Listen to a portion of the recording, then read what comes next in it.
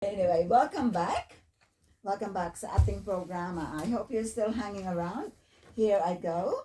And this is my segment, which is Skinny's Corner, the enhanced version. Now, for today, we're going to have a follow-up topic, which is overcoming an illness or disability. Wala, Oh, hindi te. Yan yung old mo. this was Dito ka, yeah, mag-umpisa sa that's blue. right. So our topic for today is bounce back stronger. Yeah. So last year we was talking about overcoming the illness or disability, and then we bounce back stronger. Mas magaling, mas matibay. Okay, mabuhay our dear listeners. Welcome to another episode of Wairarapa Fiesta Pinoy on Arrow FM 92.7, where we celebrate your voice, your stories, and your faith. Today we're talking about something that we all need in life, the ability to rise again. Our theme is bounce back stronger. Paano yan sa Tagalog? Bumalik na mas malakas. Na mas matibay. Mas matibay. Yeah. Bumalik na mas matibay. Kapal ng mukha. Matibay. Oo eh. Oo. Talaga. Mga examples ng kapalan ng mukha. Okay, why bounce back? Life knocks us down with failures, heartbreak, sickness, job loss, or grief. But what defines us is not how we fall, it's how we rise. Bounce back stronger means not just surviving, but coming out better, wiser, and more determined. Even Jesus, after his suffering and death, rose again with greater power and purpose. That same resurrection power is in us to renew, to restore, and rebuild. Now, real stories of Pinoy comebacks. One example who is very popular among the Filipino society is Catriona Gray. She's the one who's got the Miss Lava Walk. Yeah. If you saw the Miss Universe 2018, before her crown, she experienced rejection and defeat, but she didn't give up. She trained harder, learned from criticism, and came back with confidence, grace, and purpose. Her bounce back was global. So Miss Catriona Gray, she ran for Miss World in 2016, and she was one of the 5 finalists, but she didn't win. Yeah. And so there was a lot of criticism around her, and a lot of doubt that if she joined Binibining Pilipinas, and tried to win the Miss Universe, she wouldn't get it. But she didn't listen to those criticisms. She went on and she won. That's And we right. were very proud of her. The next example is Hidilyn Diaz. She's an Olympic gold medalist. She faced injury, doubt, and lack of support. But through faith, discipline, and perseverance, she lifted not just weights, but the pride of the entire Filipino nation. Her bounce back was golden, and literally because she got a gold medal. Medal. And last but not least, the everyday Filipinos, and we talked about this one earlier, the quiet comebacks. A father who lost his job during the pandemic but started a small business online. A student who failed a subject but kept studying and made it to graduation.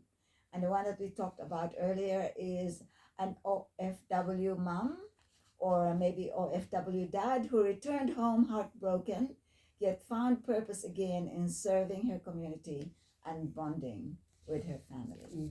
These are our unsung heroes. So we all have our challenges in life, but it's how we get up from falling down or being rejected or losing that matters most. We are not defined by failure, but we are defined by our response. So how do we bounce back stronger? Here's how you can rise. Feel the pain, but don't stay there. It's okay to cry, to grieve, to lose sleep for one whole night, but don't set up camp in your valley. Start climbing up. Reflect and learn. Ask yourself, what is this setback teaching me? What can I do differently? How can I move forward and turn this into a positive experience. Reconnect with your source. Your source could be your faith, your family, or your friends, or all of them. Mm. In your weakness, God's strength is made perfect. Let your faith fuel your comeback. Your family is your anchor and reason for trying again, Mm. especially if your children are still very small Mm. and they're still very dependent on you. Yeah. You have no choice but to get up again. That's Yeah. right. Your friends are your support team cheering you up to Mm. rise with a vengeance. Okay. And last but not least, take one step at a time. It doesn't have to be dramatic. It only needs one prayer, one job application, one healthy choice, and we start there. Mm. Now, what's my call to action? This week, I challenged my co-host and my listeners and watchers and our followers. Write down one setback you're facing. Then write 3 things you can do to move forward. Mm. So write it down, write 3 things you can do to move forward. Encourage someone who's struggling, or share your story of bouncing back. Or send us a message. If you have a comeback story, we'd love to feature you in our next episode, or any episode that's related to coming back, rising up again. So our precious listeners and followers, don't let failure be your finish line. Let it be your starting point for a greater victory.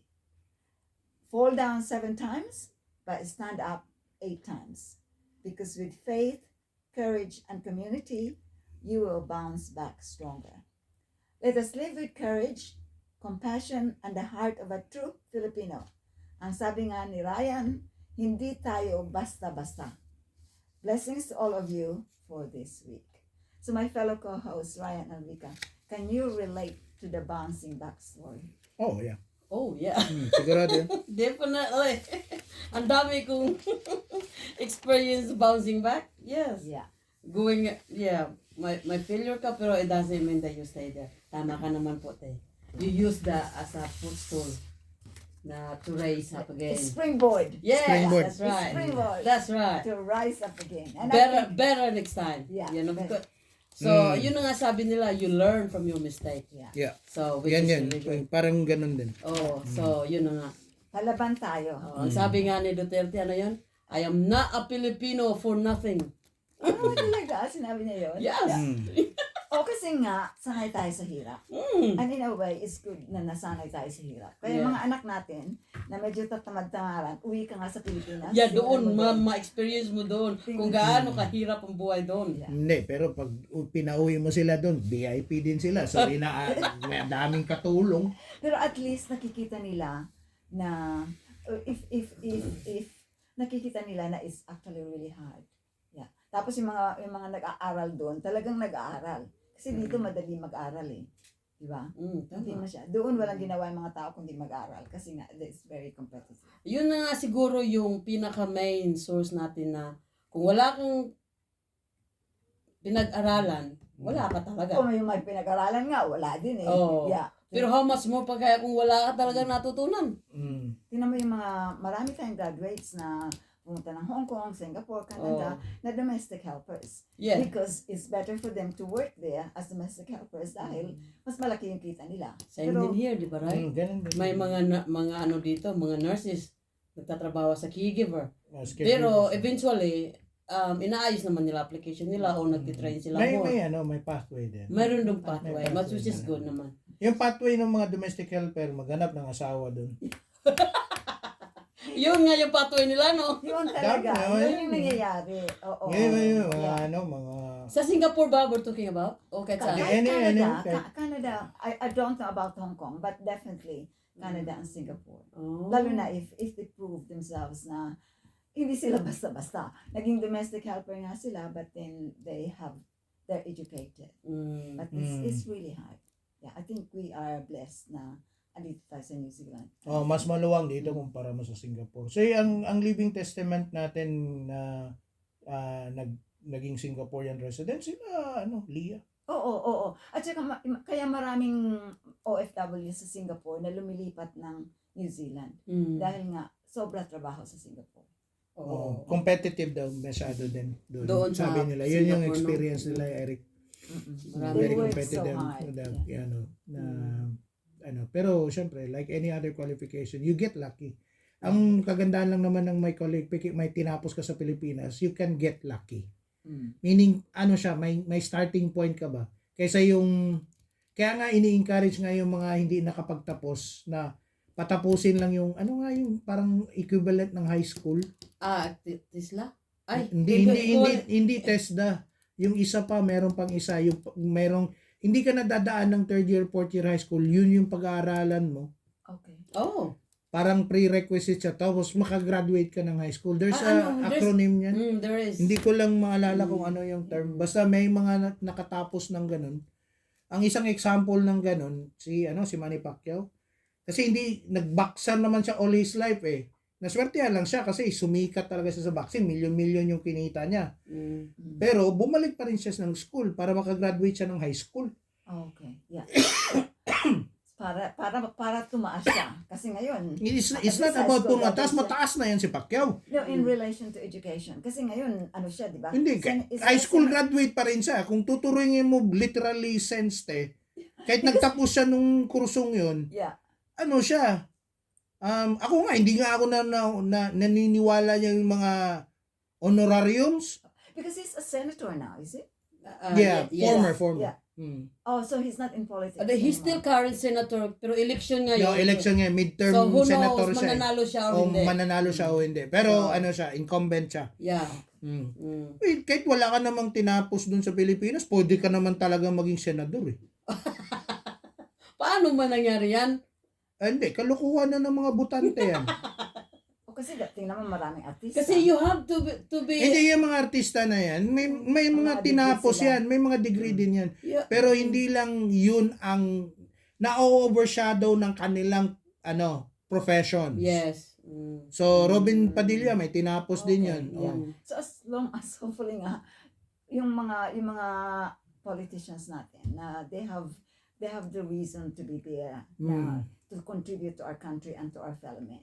Kapag yeah, Some it of- becomes some- really- Ito nang lagi kong sinasabi nga. Yan lang, kwentuhan nyo yung politician. Wala talaga kayong magawa. So, you don't need to talk about it. Yeah. Hintayin nyo na lang kung sino mananalo. Bumoto kayo, hintayin nyo kung sino mananalo. Ngayon. Piliin nyo kung sino yung tumakbo na feel Kung sino mo. rin karapat dapat na maupo dyan. Oh. Today is May 12.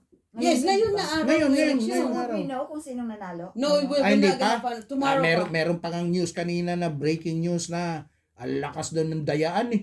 Oo. Oh, so, very challenging masyado. Pero, kaya nga, sabi ko nga, ang mga Pinoy mahilig mag-follow ng Philippine election pero hindi nagpa-follow ng election ng New Zealand.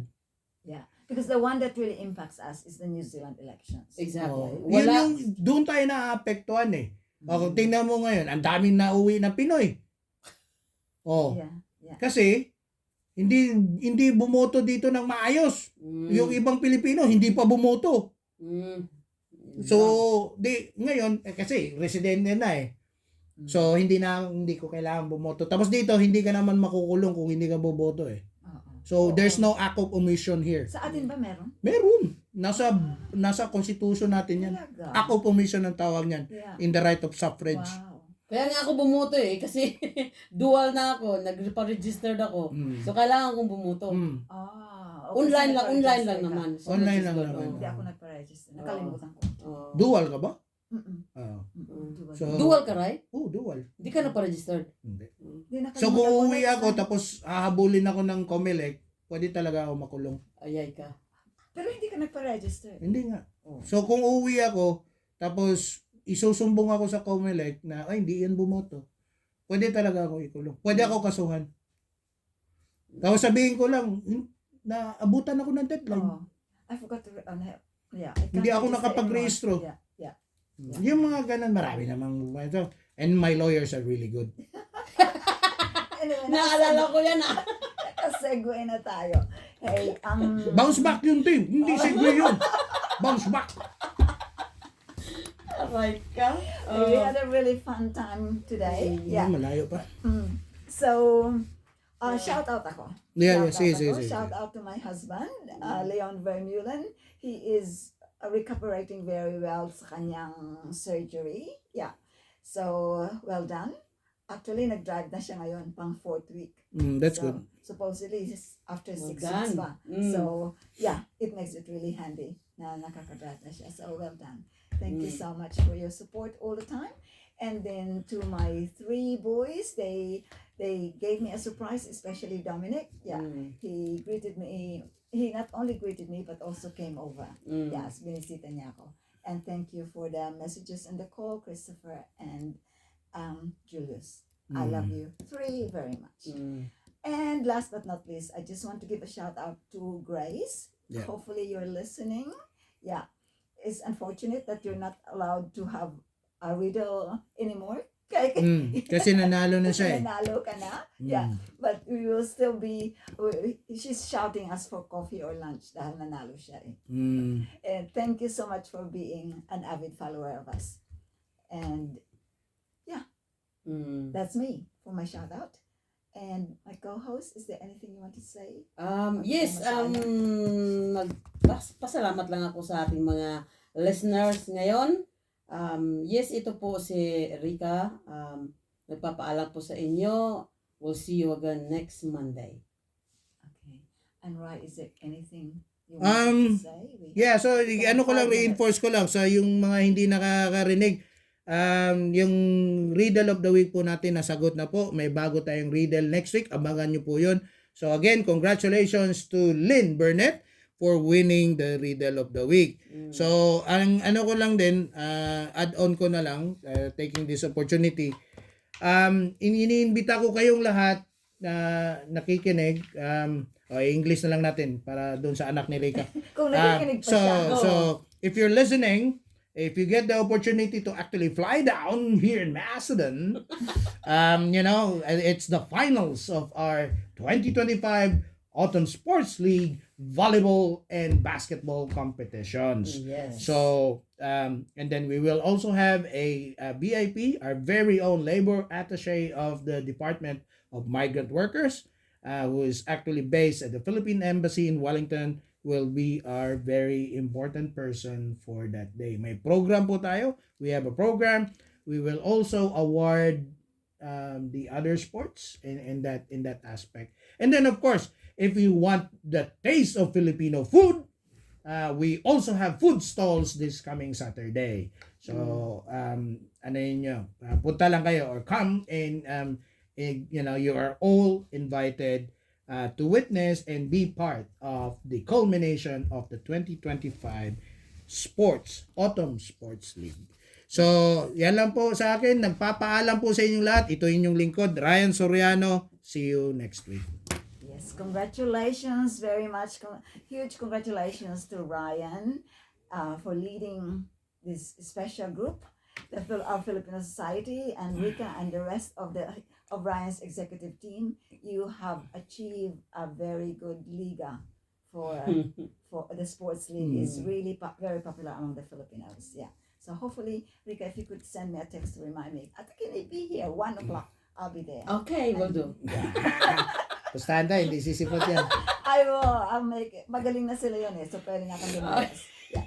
Okay. So, ito yung aming last song for you guys. This is Kenny Vermeulen signing off. Here's a song for you, Gento. Is that how we say it?